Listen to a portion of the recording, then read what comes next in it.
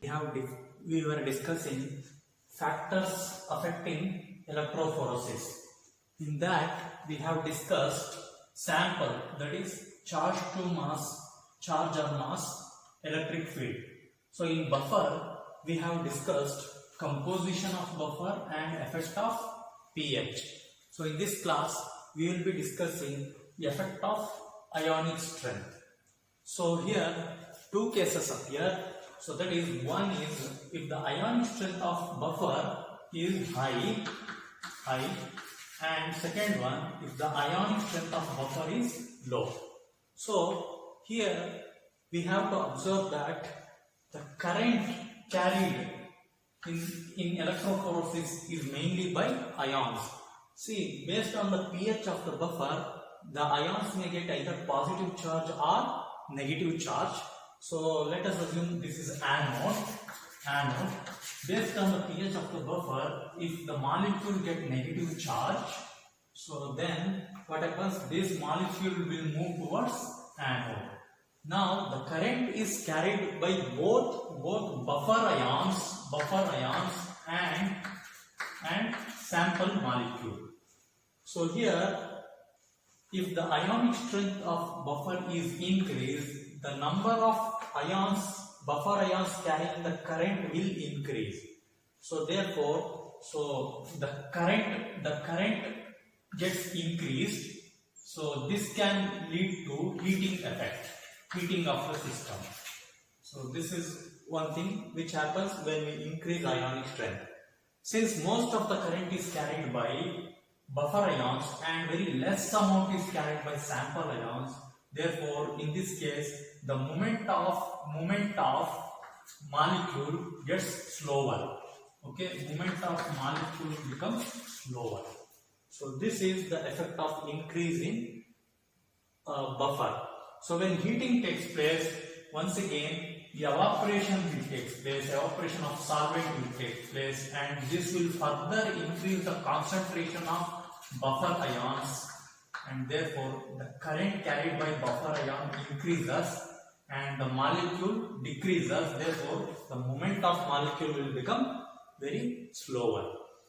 So if the ionic strength of buffer becomes lower, okay, it becomes very lesser, then the current carried by molecule will be higher, and therefore they will move very faster.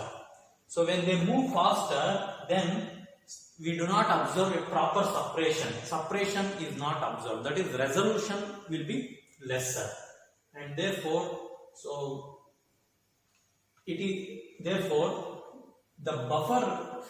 the ionic strength of buffer is set such that it is neither very low nor very high. Usually the ionic strength of buffer used is from 0.0 to 0.1 mole. So this is the effect of ionic strength of buffer. So next is medium. So how medium will affect electrophoresis? So in medium we see two things. One is adsorption and second one is molecular sealing. See, usually the medium which we use should be inert. The molecule should not absorb onto the medium. So usually used mediums are agar,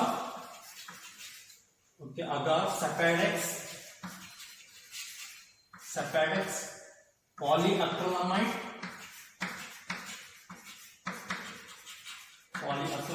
starch.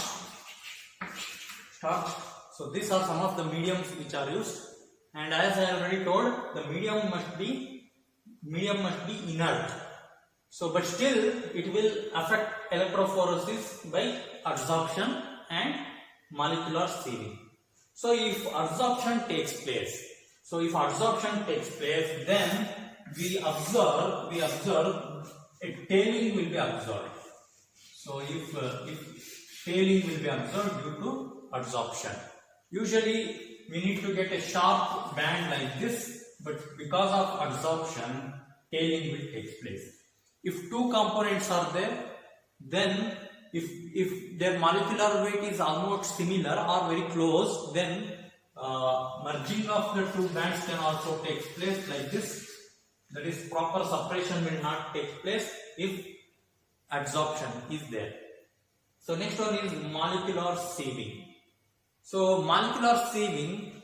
So here, see these mediums, they form pores. Okay, they form pores, small pores, through which our molecule will pass. And because of this formation of pores, it will give to molecular sieving effect. So in case of Sapadax, so let us assume our sample contains small molecule as well as larger molecules. It's a mixture of small molecule and larger molecule.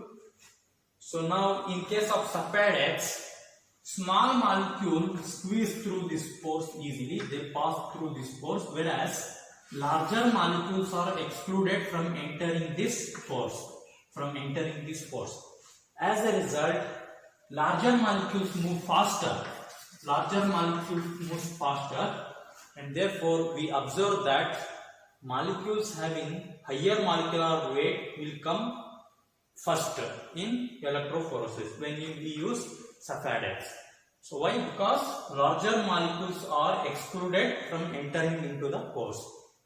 Whereas in case of agar, polyacrylamide and starch, both larger as well as smaller molecule enter into the pores, or they squeeze through the pores.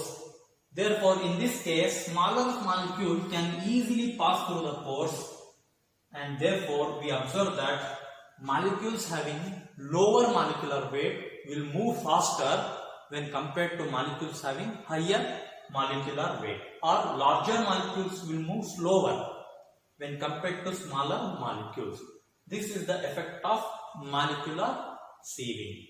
So next we will see classification of electrophoresis.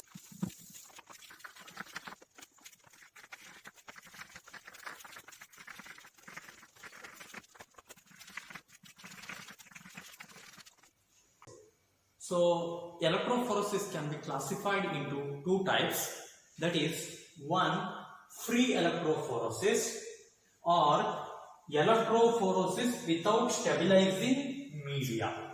Second one is, we call it as zone electrophoresis and or electrophoresis with stabilizing media. So now let us see free electrophoresis. Free electrophoresis can be further classified into two types. That is, one is microelectrophoresis and second one is moving boundary electrophoresis. Now let us see what is microelectrophoresis and moving boundary electrophoresis.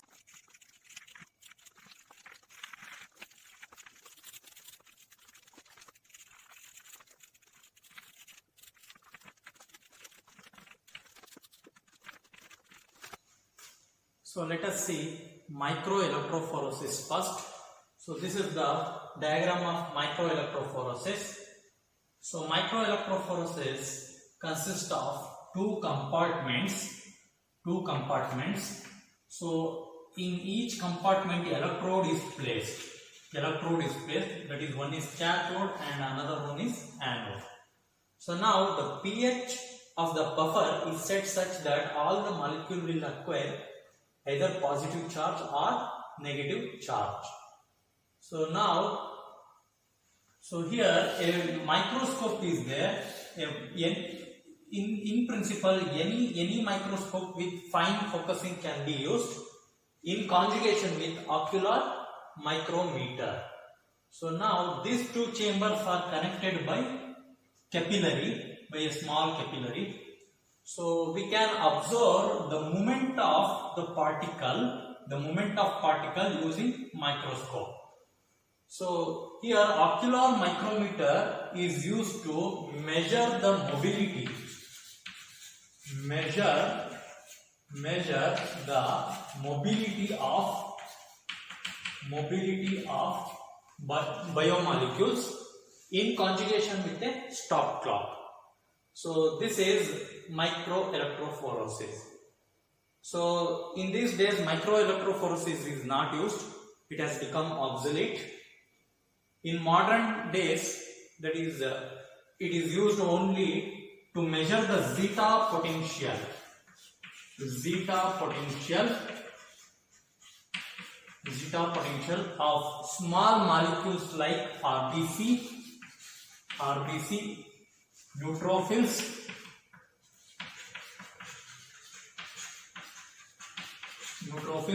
basophils, etc. So this is microelectrophoresis. Okay, microelectrophoresis is observing the movement of charged particle under the influence of electric field by using microscope. So this is microelectrophoresis. So let us move to moving boundary electrophoresis. Moving boundary electrophoresis. So in moving boundary electrophoresis, we have a U-shaped tube, and here buffer containing sample is placed, and then upon which pure buffer is placed. The pH of the buffer is set such that all the molecules will get negative charge, and because the molecules are negatively charged, they move towards anode, that is positively charged electrode anode.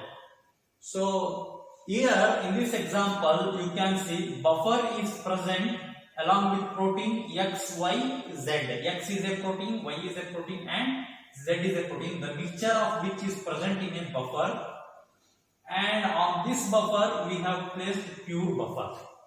So now we are going to place this setup in water bath where vibrations are not there, and then electric field is applied, that is switched on. So now what happens is our molecules are negatively charged, they start moving towards anode, and as a result they will enter into pure buffer zone. So and then separation will takes place. So now this movement is monitored by using refractive index measurement. The change in the refractive index measurement gives the different type of mixed materials which are present in the sample or in the buffer solution. So when separation takes place, you can see here Z, okay, X which moves faster, the mobility of X is faster, and therefore it is moving very faster, and hence separation has taken place. Now in this zone X plus Y mixture is there. So here X, Y, Z mixture is there. So if you see Y plus Z mixture is here, and Z whose mobility is very slower is present in this zone. Okay, so this is moving boundary electrophoresis, and you can see the example of separation here. So in this case, in a mixture of protein where albumin comes first. Okay, so albumin is moving very faster because albumin is spherical and it is having low molecular weight, it moves very faster. And then alpha 1 globulin, this is alpha 1 globulin, this is alpha 2 globulin, this is beta globulin, and then we see beta spike. This is how separation has taken place by using moving boundary electrophoresis. Since this technique does not use any medium such as either agar, polyacrylamide, Serpadex, starch, so these techniques are also called as electrophoresis without stabilizing media.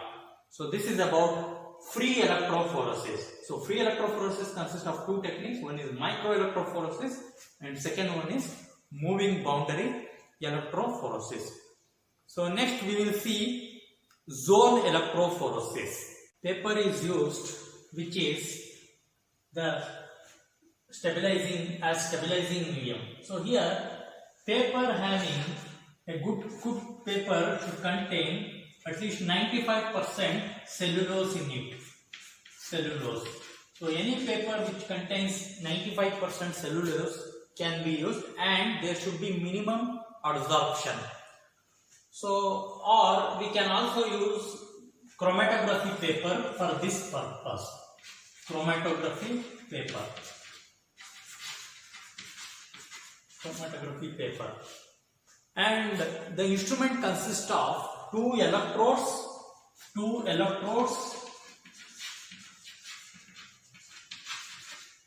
buffer reservoirs,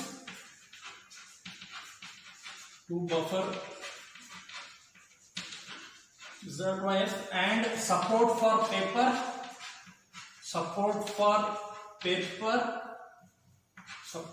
paper which is usually inert, and then we have a cover, a transparent cover, and these electrodes are made up of platinum. So this is the instrument which contains two electrodes, two buffer reservoirs, support for paper, and a cover, a transparent cover which minimizes the evaporation of the solvent. Now the instrument itself consists of two parts. One is power pack, and second one is electrophoretic cell.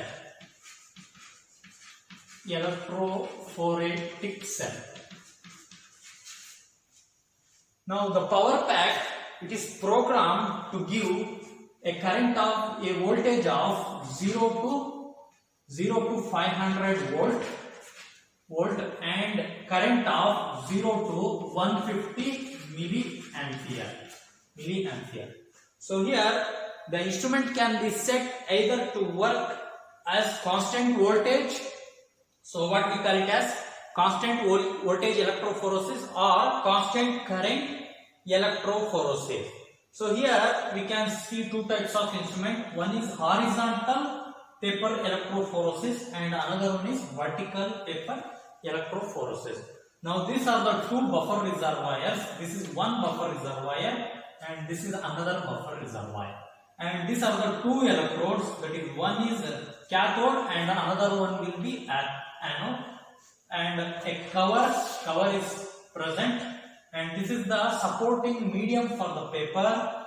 Okay, and usually this is made up of perspex, perspex sheet. And see, before starting the electrophoresis, the paper is saturated with buffer. And paper is placed between two perspex sheet, and the two ends of the paper are made to dip into the buffer reservoir, and then the cover is placed to minimize the evaporation, and then the switch is on and the instrument switch is on. It takes 2 hours for electrophoretic separation, and here the sample is placed either as a spot, a spot on the paper, or as a streak. So, and it takes 2 hours for evaporation for electrophoretic run. And during this period, care should be taken to minimize the heat production. For this purpose, the entire instrument is placed in a cold room. So thereby we can minimize the production of heat, generation of heat. So horizontal electrophoresis, we have placed the paper horizontally, whereas the instrument is same in vertical paper electrophoresis, but only thing is here the paper is placed vertical. And once the run is complete, the power is switched off and the paper is removed and it is dried. And finally, we can develop by using different techniques. Say for example, for proteins,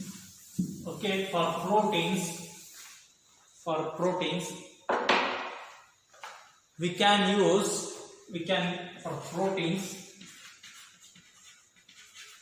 The buffer used are barbitone. The buffer used are barbitone, phosphate, borate buffers can be used. Borate buffers can be used. And for mucoproteins,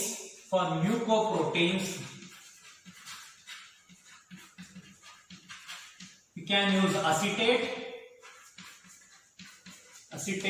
phosphate, acetate, phosphate, citrate buffer can be used. For amino acids, we can use phosphate and acetate buffers. For nucleic acid,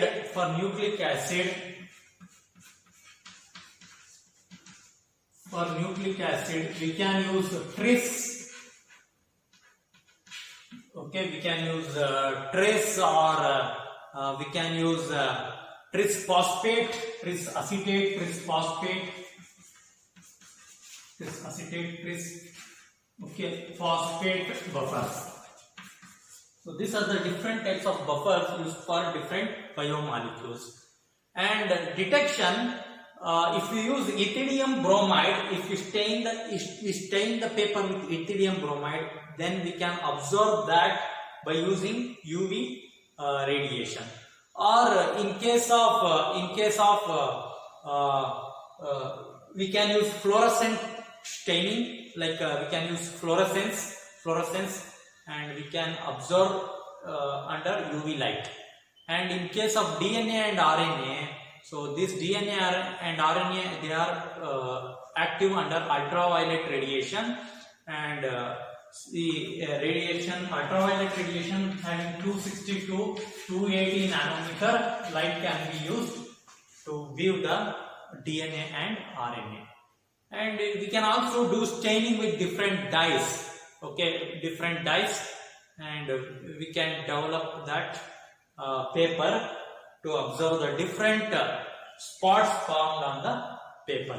So this is about paper electrophoresis. So two types of paper electrophoresis is there. One is horizontal paper electrophoresis and another one is vertical paper electrophoresis. And paper electrophoresis can be it can be constant current paper electrophoresis or constant voltage paper electrophoresis. A good quality of paper should contain at least 95% cellulose and minimum absorption should be there. So this is about paper electrophoresis.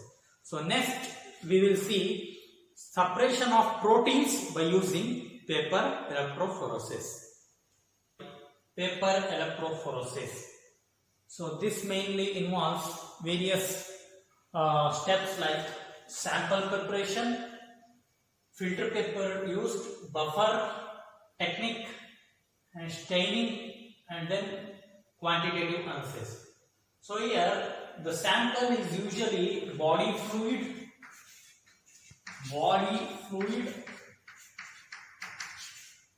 which may be purified by dialysis or even directly crude sample can be used.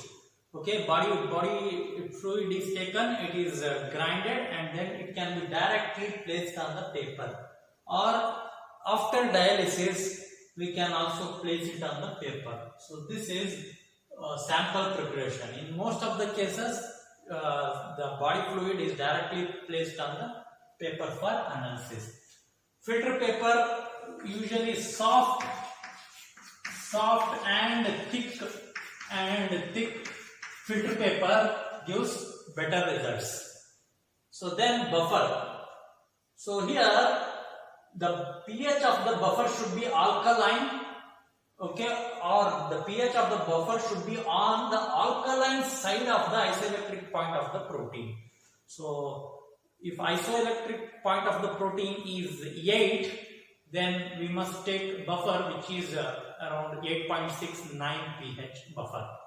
So usually used buffer are 0.05 molar Vernal buffer at pH 8.6, or we can also use Vernal acetate buffer at pH 8.6 whose ionic strength is about 0.1. So, and then coming to technique, the paper is placed in electrophoretic cell saturated with buffer, and after half an hour, that is after complete saturation, the sample is applied to the paper as a spot, or as a streak, and then under 200 to 200 volt current, okay, voltage of 100 to 200 volt, it takes 14 to 16 hours for complete electrophoretic run. So if the electrophoretic run is carried out under cold condition, then a voltage of 400 volt can be applied, and in this case the speed of the electrophoretic run can be increased. Now next, staining. Staining is done by using dyes such as bromophenol blue 0.1% in ethanol saturated with mercury chloride, and then after staining the excess of dye can be removed by washing with water. So, or we can also use a mixture of Comesive blue and azocaramine B, and the paper is kept in the dye for 10 minutes. Okay, after 10 minutes, the paper is washed for 5 minutes in ethanol and 10% acetic acid. So this is about developing paper after electrophoresis. After electrophoresis, the paper is dried in oven for 100 degree for 30 minutes before staining. So for quantitative estimation, the paper is cut, okay, the protein which contains the paper is cut and it is dissolved in suitable solvent, and it can be analyzed by using spectroscopy. So this is about separation of protein by paper electrophoresis. In next class, we will see gel electrophoresis.